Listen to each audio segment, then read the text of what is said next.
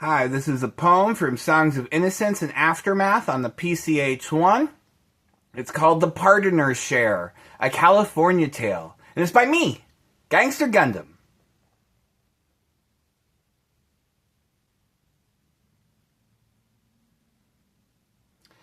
In a dirty room in a dirty church on the dirty side of town sat a circle full of rundown souls with faces sagging down. We were mired in this meeting like a raft adrift at sea, just delaying that dark current dragging us all beneath.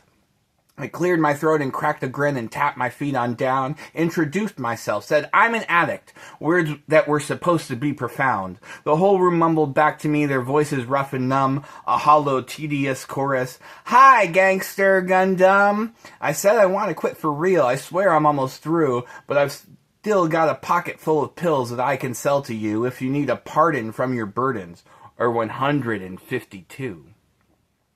Now I'll tell you all a story that I always like to spin about greed and death and suffering and how none of us can win. The light above us flickered like a dying neon sign, while a clock ticked like a warning we were running out of time. So listen close, my brothers, sisters, broken, lost, and done. This is a share I always share when I stand up inside the scrum. It's the tale of three poor travelers who could not outrun what they'd done, and it starts out on that highway, California 101.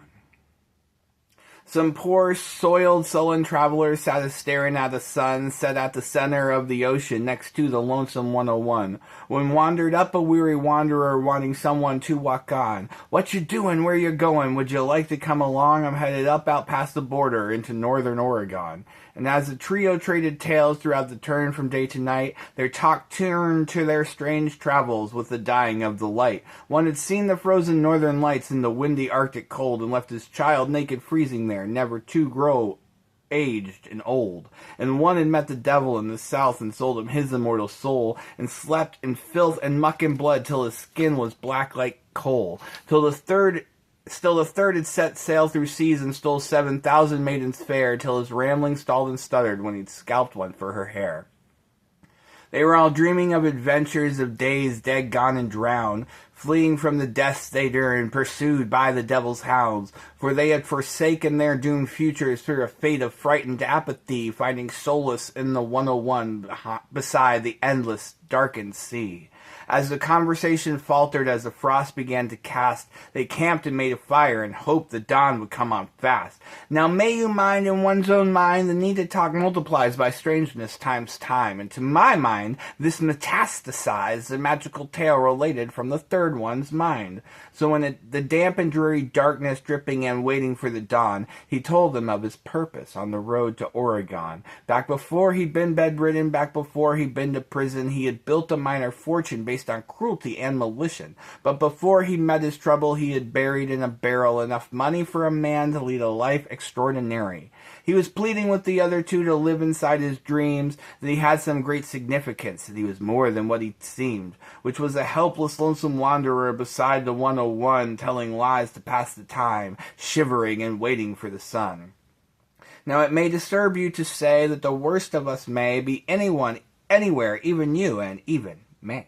And at a glance, casually, the formula probably be desperation times opportunity. So with a secret glance, the other two slung their shivs. Then they surrounded the other one and stabbed him in the ribs. He lay losing his last grasp of life. He asked them what he did. "Now, lonely man, we want your treasure. Fucking tell us where it is." The dawn was coming up the coast. The cold had come and gone. He coughed a curse and spit at them, and then he wandered on to a world of dreams deformed and void, and love that's never lost. There is a toll for toiling wanderers, and the wanderer paid the cost. The other two, they laughed at him and began to loot his corpse, both looking for his treasure and determined to find it first. And when one thought he had found it, the other stabbed him in the back. So he turned around and slashed his throat, and the other slashed him back. And as they both lay dying, they realized they'd believed in ghastly lies that inspired them to murder, and for that evil they would die. The morning sun was shining. The sea was thrashing like a drum next to that lonesome highway, California 101.